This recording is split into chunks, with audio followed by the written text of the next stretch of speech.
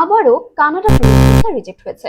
এবার সবকিছুই ঠিক ছিল, তারপরেও এবারও রিজেক্ট হলো। এমন কথা আমরা প্রায় শুনি। কেউ একবার আবেদন করেছেন, কেউ বা দুইবার, কেউ বা বারবার করে রিজেক্ট হয়েছে। এখন তো আবেদন করতেই ভয় পান।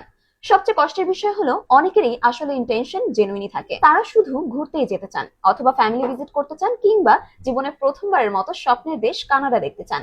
কিন্তু তারপরেও একটা রিজেক্টেড শব্দ অনেক মানুষের কনফিডেন্স ভেঙে দেয়।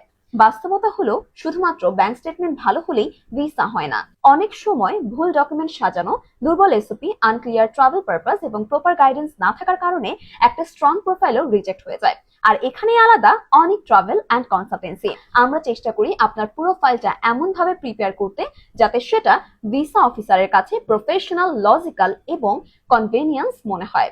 কারণ আমরা জানি প্রতিটা ফাইলের পেছনে একটা স্বপ্ন থাকে। তাই আমরা প্রোভাইড করি customized documentation and SOP, previous case analysis based strategy, strong file preparation, complete travel support।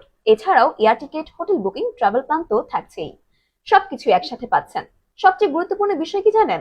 আমরা প্রতিটি স্টেপ ক্লিয়ার ভাবে এক্সপ্লেইন করি, কোনো হিডেন কনফিউশন রাখি না। তাই আপনি যদি হন job holder, business owner, student, family visitor, couple traveller কিংবা একজন ট্রাভেল লাভার, তাহলে হয়তো আপনার নেক্সট ডেস্টিনেশন হতে পারে কানাডা।